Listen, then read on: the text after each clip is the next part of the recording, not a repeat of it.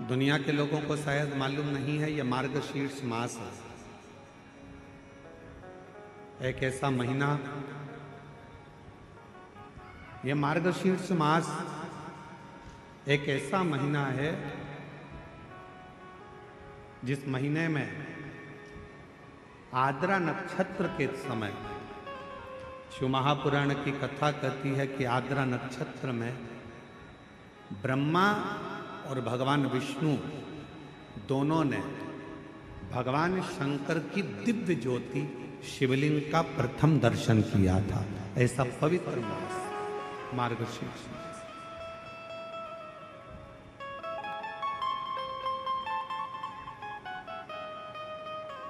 पूरे ब्रह्मांड में सबसे पहला शिवलिंग का दर्शन अगर किसी ने करा तो भगवान ब्रह्मा और भगवान विष्णु। और इसी मार्गशीर्ष मास में, जिस महीने में आप कथा सुन रहे हैं, इसी मार्गशीर्ष मास के आद्रा नक्षत्र में, और आपको बताते हुए बड़ी प्रसन्नता हो रही है कि वो आद्रा नक्षत्र इसी कथा के बीच में पड़ेगा 9 तारीख को, 9 नवंबर।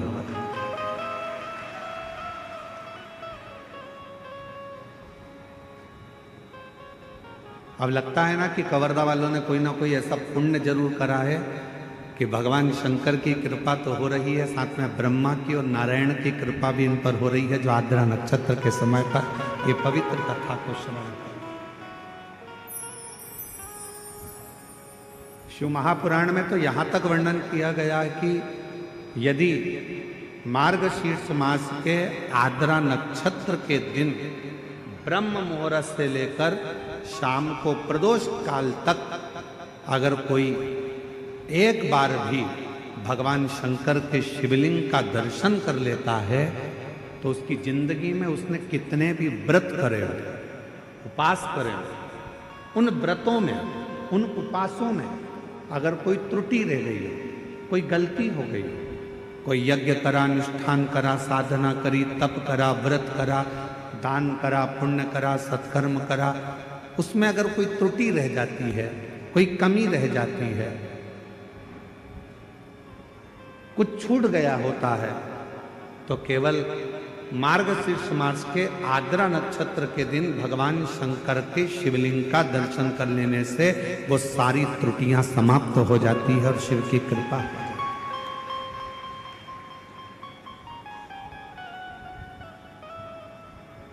अब कितनी बड़ी कृपा है भगवान शंकर जी की कि ये 5 दिन की जो कथा है, 6 तारीख से 10 तारीख तक जो हो रही है 5 दिन की कथा, उसमें बीच में 9 तारीख पड़ रही है, और उस 9 तारीख को मेरे शंकर भगवान की प्रथम ज्योति का दर्शन हुआ, शिवलिंग का दर्शन हुआ आद्रा नक्षत्र के दिन भगवान शिव।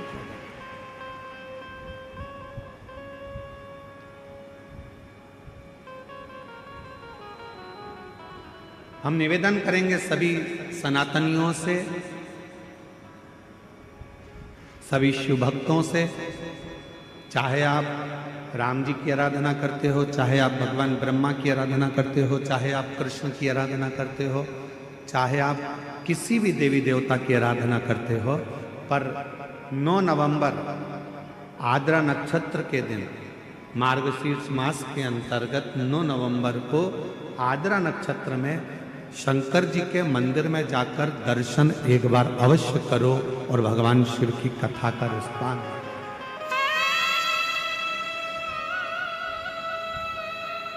अवश्य।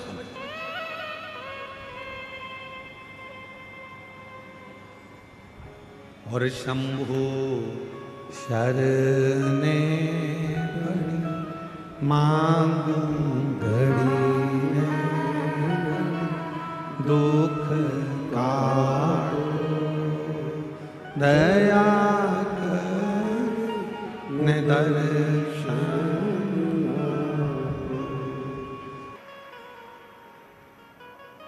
शिव महापुराण की कथा कहती है कि एक नंदी शंकर भगवान के शिवलिंग का मूल माना गया।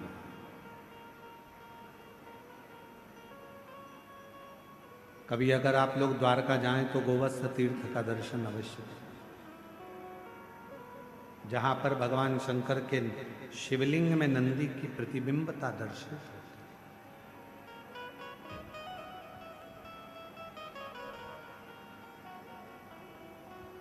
और ये केवल एक प्रसंग नहीं है। एक बार मां जगत जननी जगदम्बा अम्बा मां पार्वती जी ने भी भगवान शंकर के, जब भगवान देवादिदेव महादेव भगवान शंकर कहीं ओझल हो गए, छुप गए, दिखे नहीं, मिलते नहीं, सामने नजर आते नहीं, तब मां पार्वती जी ने भी भगवान शंकर जी से, भगवान नंदी से, नंदीश्वर से, भगवान शिव के बारे में बहुत सारे आराधना करी, साधना। कई लोग हंसी करते हैं, कई लोग हंसी उड़ाते हैं क्या कि नंदी के शिव जी का दर्शन कर कर जब हम जाते हैं और नंदी के कान में अगर मंत्र कहते हैं तो लोग बाग हंसते हैं। बताओ, पत्थर का नंदी है, पाषाण का नंदी है, और उसके कान में ऐसी बात कह कर लोग जाते हैं।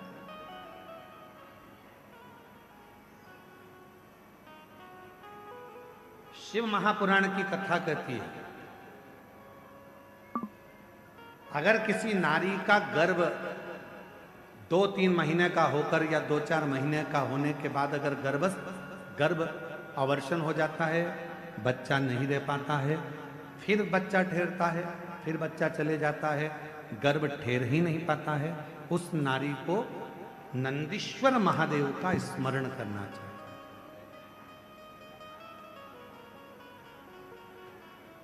सात बेलपत्र शिव जी के सामने जो नंदी विराजमान है उस नंदी पर समर्पित करें।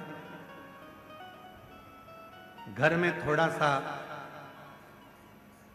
चावल पकाकर उसमें थोड़ा मूंग मिलाकर एक बेलपत्र रखकर किसी भी दिन नंदीश्वर महादेव का स्मरण कर कर कोई वृषभ को, कोई बेल को, कोई नंदी को थोड़ा सा चावल, थोड़ा मूंग और एक बेलपत्र रखकर उसको खिला दे, और उसके बाद जब गर्भस्थ धारण करते हैं फिर वो बच्चा समाप्त नहीं होता, पूर्ण बच्चा जन्म लेता है।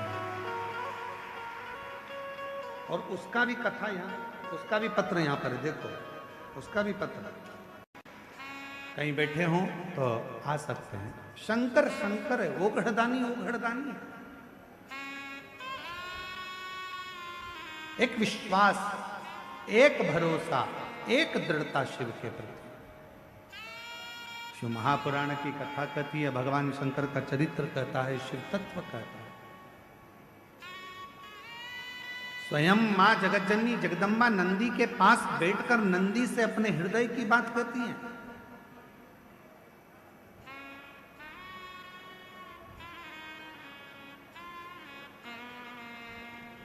स्वयं जगतजननी जगदम्बा अम्बा मां पार्वती जी नंदी के पास बैठकर शिव की चर्चा करती हैं। इसलिए निवेदन है,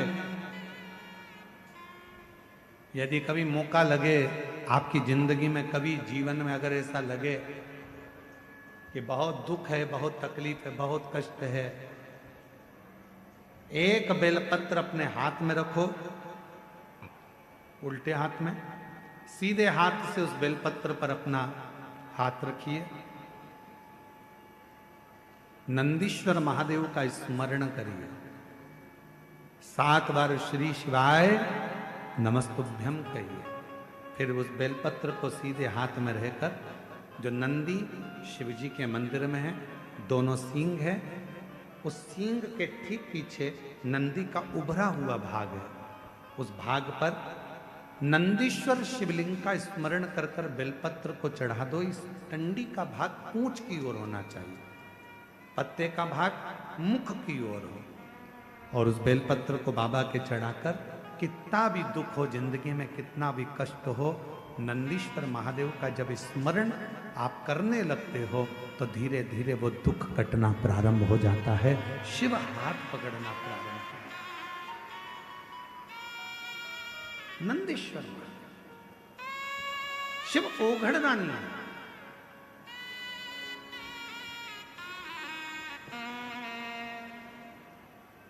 और जो जैसी भावना लाया। 17 साल के बाद बच्चा हुआ। एक बार जोरदार ताली बजाकर स्वागत। जो जैसी भावना लाया वो वैसा ही फल पाया। नहीं खाली उसे लौटाया वो मन ही मन हर्षाया। और कर दिया माला माल काशी वाले ने लुटा दिया भंडार काशी वाले पर चढ़ा शिव कृपा। जो जैसी भावना लाया वो वैसा ही फल पाया। नहीं खाली उसे लौटाया वो मन ही मन हर्षाया। और कर दिया माला माल काशी वाले ने लुटा दिया भंडार काशी वाले ने। लुटा दिया भंडार काशी वाले ने लुटा दिया भंडार काशी वाले ने। ओ कर दिया माला माल काशी वाले ने लुटा दिया भंडार काशी वाले ने। जो जिस भावना से आए, जिस भाव से। राजन, बलाहक राजा से सैनिक कर रहे हिरण के झुंड में एक गाय का बछड़ा, गाय का बछड़ा बाण मत चला। वो गाय का बछड़ा मर जाए, तुमने बाण छोड़ा, मान लो हिरण को नहीं लगा और गाय के बछड़े को लग गया तो गाय का बछड़ा तो मर जाएगा। गाय के बछड़े के तो प्राण छूट जाए, बाण नहीं चलाने। राजा बलाहा के मन में आया, हिरण के झुंड में और गाय का बछड़ा, हाँ उसकी मां नहीं है क्या? गाय की बछड़े की माता नहीं है क्या?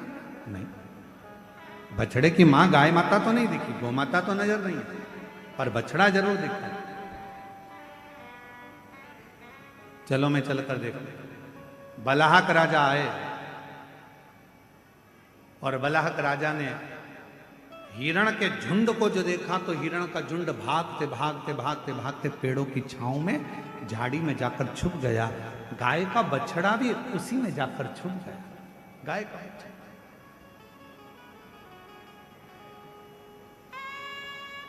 अभी आपको कथा में कहा, आपको भगवान को ढूंढने नहीं जाना है, केवल भगवान का नाम लो, भगवान तुम्हें ढूंढते ढूंढते तुम्हारे पास पहुंच जाए।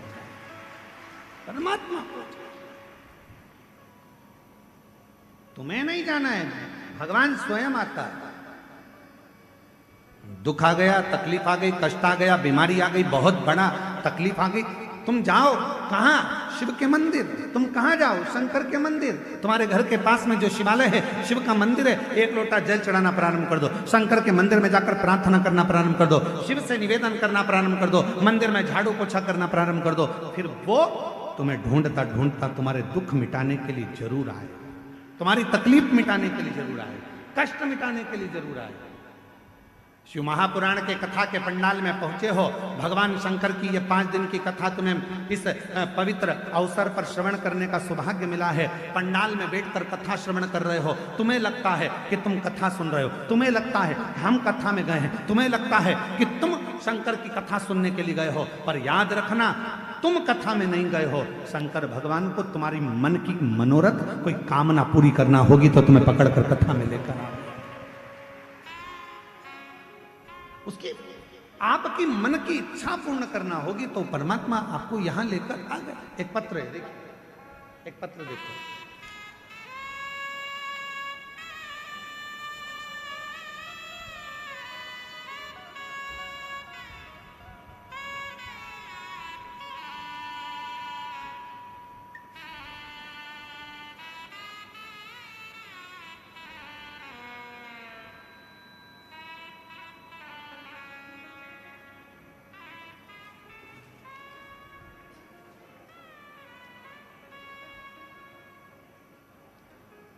मेननम आज भी विराजमान, बछड़े का शिवलिंग आज भी विराजमान। और मुझे ऐसा लगता है आप लोगों में से कोई ना कोई द्वारका गए होंगे, और द्वारका गए होंगे तो वो गोवत्स तीर्थ भी गए होंगे। गए हैं आप लोग दर्शन करने द्वारका? कौन कौन गए हैं? जरा हाथ उठाओ जरा। द्वारकाधीश के दर्शन करने द्वारकापुरी आप गए हो? गोवत्स तीर्थ गए हो? गए हो? अरे वाह, प्रणाम, आपके चरणों को नमन करते हैं। गोवत्स तीर्थ आज भी वहां पर विराज गोवत्स।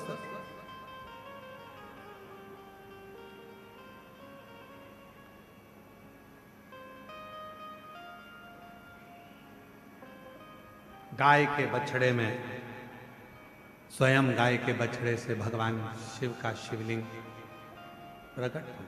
गाय के बछड़े से भगवान शंकर का शिवलिंग।